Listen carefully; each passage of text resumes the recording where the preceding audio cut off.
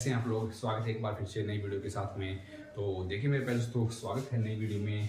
और हमारे YouTube channel का नाम है स्पर्धा परीक्षा मराठी। और स्पर्धा परीक्षा मराठी पर एक बार फिर से नई वीडियो के सामने हाजिर नई वीडियो। देखिए दोस्तों आज का हमारा वीडियो का टॉपिक होने वाला है कृषि व पशुपालन।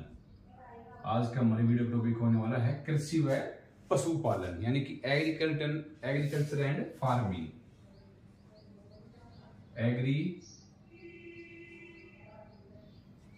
एग्रीकल्चर एंड फार्मिंग, ठीक है। तो एक बार इस टॉपिक पर आप लोग ये वीडियो देखने वाले हैं तो एक बार जल्दी से आप वीडियो को नोट डाउन लाइक कर दीजिएगा जल्दी से।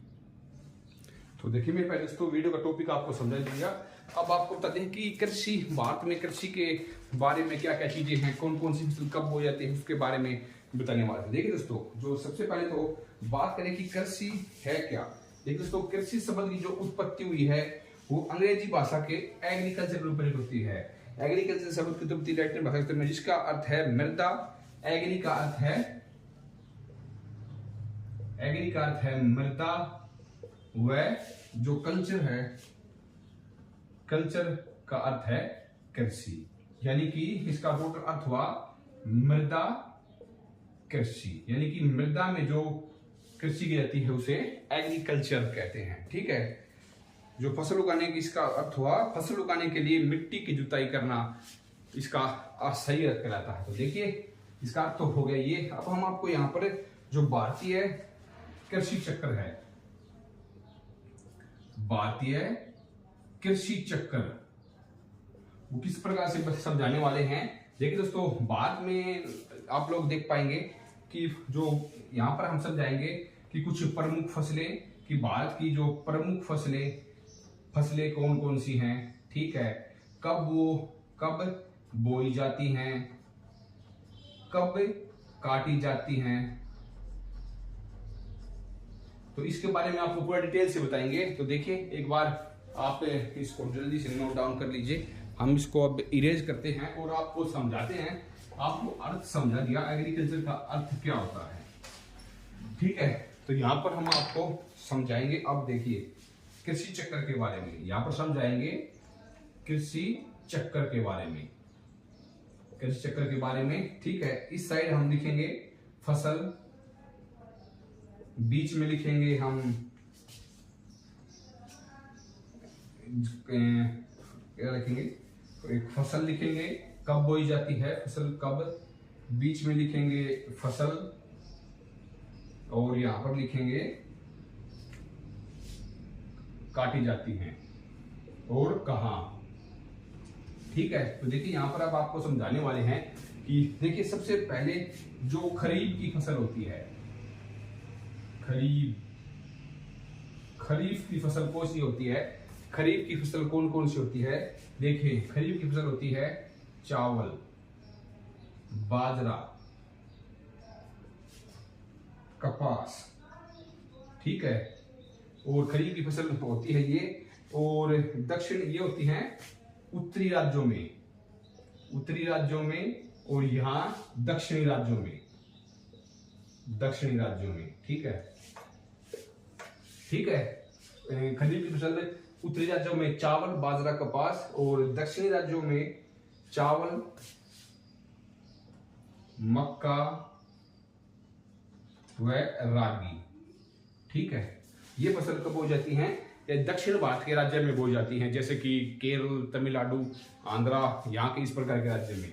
और ये उत्तरी राज्य जैसे हरियाणा, पंजाब, राजस्थान, यूपी यहाँ तक आती है। तो ये फसल बोई जाती हैं। आगे बढ़ते हैं। अब ये खरीफ की फसल कब बोई जाती है, ये जून से लेकर जून सितंबर के बीच में बोई जाती है, जून सितंबर के बीच में बोई जाती हैं, ठीक है।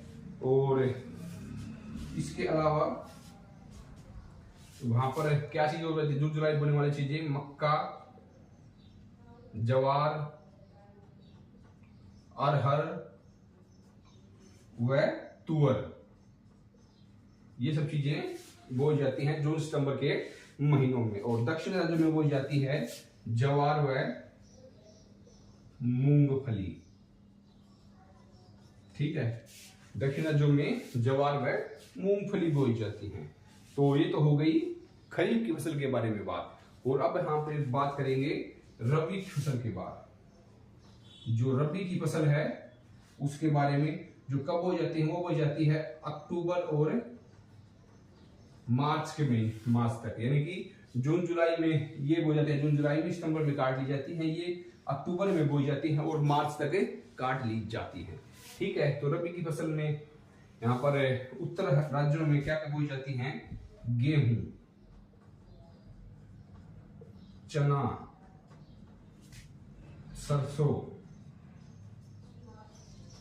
व जौ। ये जो प्रमुख है, ये चीजें यहाँ पर उत्तरी राज्यों में बोई जाती है। गेहूं, चना, जौ और सरसों, जो उत्तर भारत की प्रमुख फसलों में से हैं। और दक्षिणी भारत राज्य में क्या बोई जाती हैं, वहां पर बोया जाता है चावल व मक्का। क्या, क्योंकि वहां पर जो तापमान रहता है वो वैसा ही सेम रहता है, तो वहां पर चावल और मक्का बोया जाता है। और इसके अलावा वहां पर रागी नाम की फसल भी उगाई जाती है। ये भी रबी की फसल में भी उगा सकते हैं ये। ठीक है।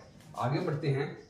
जो जायद फसलें होती हैं, जायद फसलें क्या होती हैं, जो अप्रैल से लेकर, अप्रैल में बोई जाती हैं और जून तक चलती हैं, जून तक काट ली जाती हैं। उनमें से कौन कौन सी हैं, वो हैं वनस्पति सब्जियां, फल व चारा फसलें। ठीक है। ये सभी बोई जाती हैं, जायद फसलों के नाम से जानी जाती हैं। ठीक है। ये तो हो गई उत्तर भारत की। अब दक्षिण भारत में देखिए, दक्षिण भारत में यहाँ पर सब्जियां व हरा चारा। ठीक है। यहाँ पर ये फसलें बोई जाती हैं, सब्जियां व हरा चारा। तो मेरे पास दोस्तों ये कृषि चक्कर है भारत का, जहाँ पर इस साइड है फसल, इस साइड है उत्तरी राज्यों में, यहाँ पर है दक्षिणी राज्यों में, यानी कि कहाँ पर ये क्या क्या फसलें बोई जाती हैं। तो आप एक बार इसका स्क्रीनशॉट ले लीजिए, फिर हम आगे बढ़ते हैं, आगे करवाएंगे आपको। ठीक है। एक सेकंड, आपने स्क्रीनशॉट ले लिया होगा, तो अब आगे बढ़ते हैं।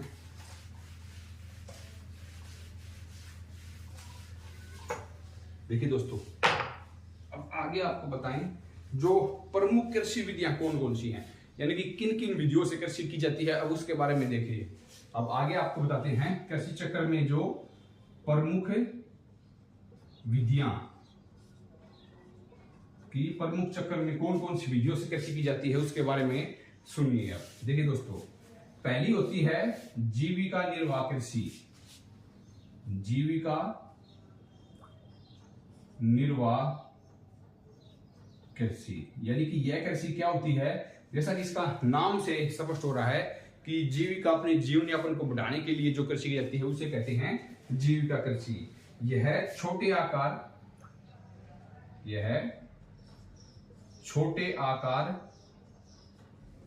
आकार को जोतों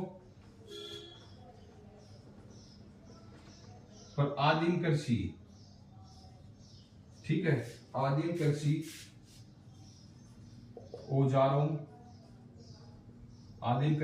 औजारों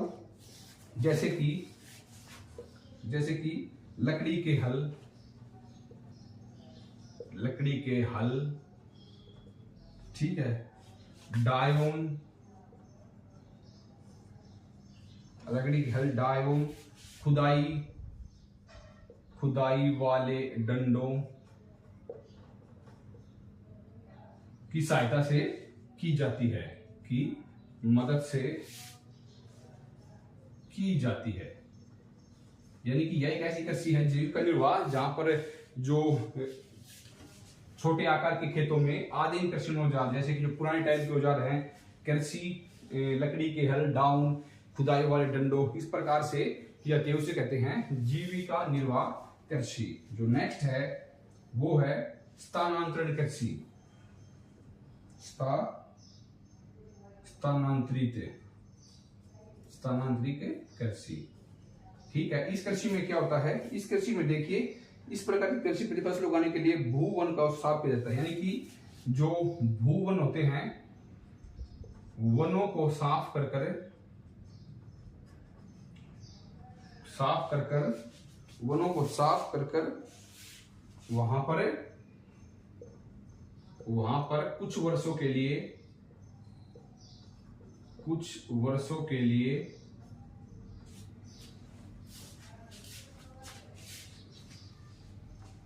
फसलें उगाई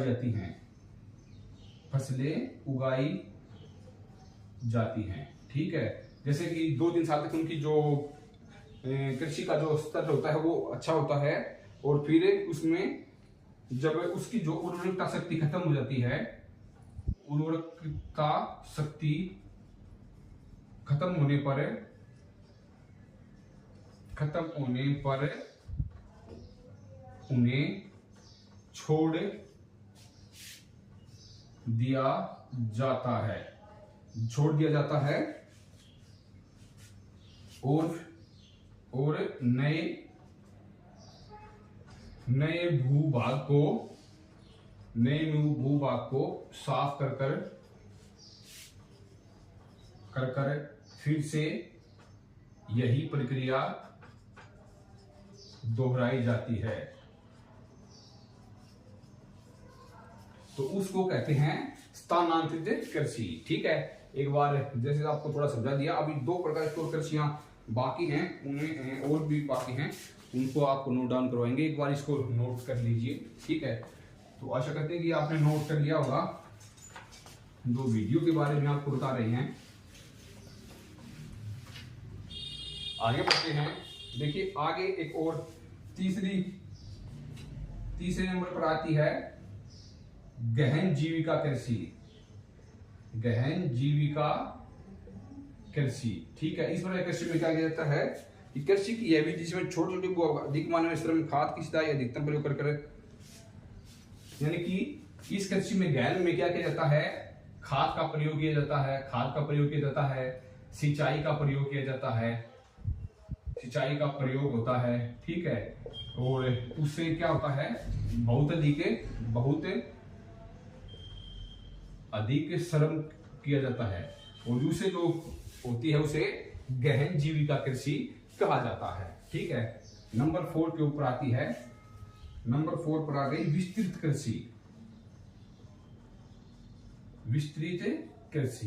और इस प्रकार की कृषि में जब बड़ी बड़ी जोतों पर मशीनों की सहायता से कम श्रम से, यानी कि जो बड़े बड़े फार्मों पर मशीनों की सहायता से कृषि करना। ठीक है, मशीनों से कृषि करना वो कहलाता है विस्तृत कृषि, यानी कि बड़े पैमाने पर एक बड़े बड़े फार्मों में कृषि की जाती है, उसे विस्तृत कृषि कहते हैं। ठीक है, आगे बढ़ते हैं। आत्मनिर्भर कृषि।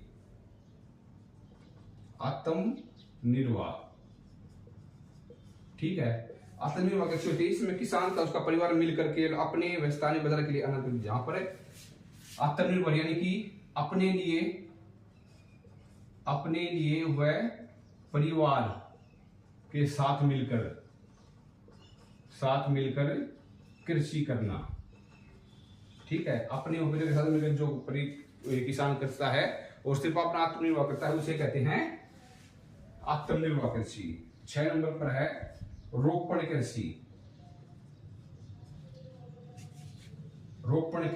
यह कृषि क्या है, रोपण कृषि है बड़े पैमाने पर एक ही फसल को खेतों जिसकी संगठन कहते हैं कि एक बड़े पैमाने पर एक ही प्रकार की फसल बोना, यानी कि एक बहुत बड़े भूभाग पर एक ही प्रकार की फसल को बोना क्या कहलाता है, रोपण कृषि कहलाता है। ठीक है, नंबर 7 के ऊपर वाणिज्यिक कृषि, जहां पर इस कृषि से उदाहरण है ऐसी कि जिसमें केवल फसलों का उत्पादन बेचने के लिए, यानी कि सिर्फ फसलों को सिर्फ बाजार में बेचने के लिए जो फसलें उगाई जाती हैं उन्हें कहते हैं वाणिज्यिक कृषि। ठीक है, आगे हैं 8 नंबर पर शुष्क कृषि। शुष्क कृषि क्या है? जहां औसतन वर्षा की मात्रा 50 डिग्री सेल्सियस 50 डिग्री सेंटीमीटर से कम वर्षा होती है उस स्थान पर शुष्क कृषि की जाती है। यानी शुष्क कृषि की जाती है जिस स्थान पर 50 सेंटीमीटर से कम वर्षा होती है उसे शुष्क कृषि की जाती है। और 9 है आर्द्र कृषि। आर्द्र कृषि क्या होता है? आर्द्र कृषि होता है कि एक कृषि पद्धति को जलोढ़ मिलने वाले स्थानों पर जाती है। यानी कि जहां पर वर्षा अधिक होती है, जहां पर बताएं आपको 200 सेंटीमीटर से अधिक वर्षा वाले स्थानों पर क्या की जाती है? इस प्रकार की कृषि करती है। तो मेरे प्यारे दोस्तों, हमने पूरी कोशिश की है आपको यहाँ पर कृषि की विधियां और कौन कौन सी फसलें कहाँ पर उतरा